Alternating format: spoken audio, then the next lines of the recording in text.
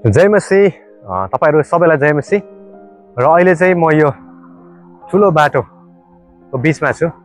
अनि यो चाहिँ हामी यहाँबाट चाहिँ अब बागडोग्रा जाने अनि त्यहाँबाट सिलगढी जाने बाटो यो हाइवेको बीचमा छ, एसियन हाइवे यसलाई भनिन्छ। अनि यो एकदमै ठुलो बाटो छ।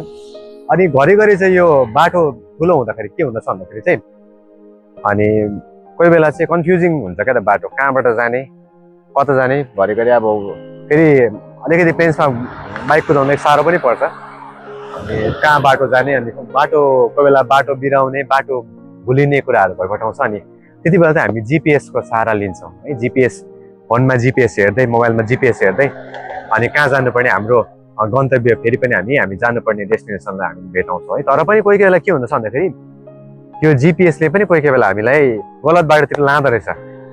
तर त्यस्तै प्रकारले हाम्रो जीवनमा पनि के हुन्छ भन्दाखेरि चाहिँ हाम्रो जीवनमा पनि कोही बेला त्यस्तै खालको परिस्थितिहरू हुन्छ। कहाँ जाने, बाटो धेरै छ, कुन बाटो जानुपर्ने होला, कुन बाटो हिँड्नुपर्ने भन्ने कुराहरू हुन्छ।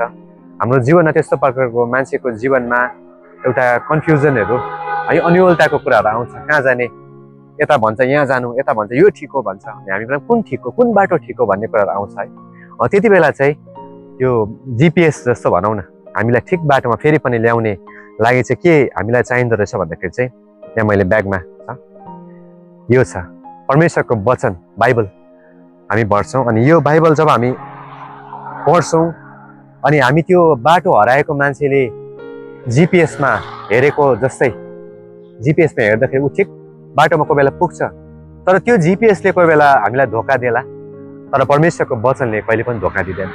तपाईँ र मलाई ठिक बाटोमा पुर्याउनको लागि, ठिक लक्ष्यमा पुर्याउनको लागि उहाँ परमेश्वर प्रभु येशू ख्रीष्टले भन्नुभएको छ कि बाटो सत्य जीवन चाहिँ म हुँ। तपाईँ अनि मलाई, तपाईँ जीवनको कुनै पनि फेसमा हुनुहुन्छ, परिस्थितिमा हुनुहुन्छ भने तपाईँ अनि मलाई ठिक ट्र्याकमा फेरि पनि फर्काइ ल्याउनको लागि चाहिँ परमेश्वरले उहाँको वचन तपाईँ र मलाई दिनुभएको छ।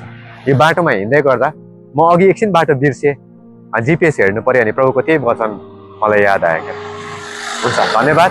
अब म जाँदैछु। तपाईँहरू सबैलाई प्रभुले धेरै आशिष दियो। जय मसीह।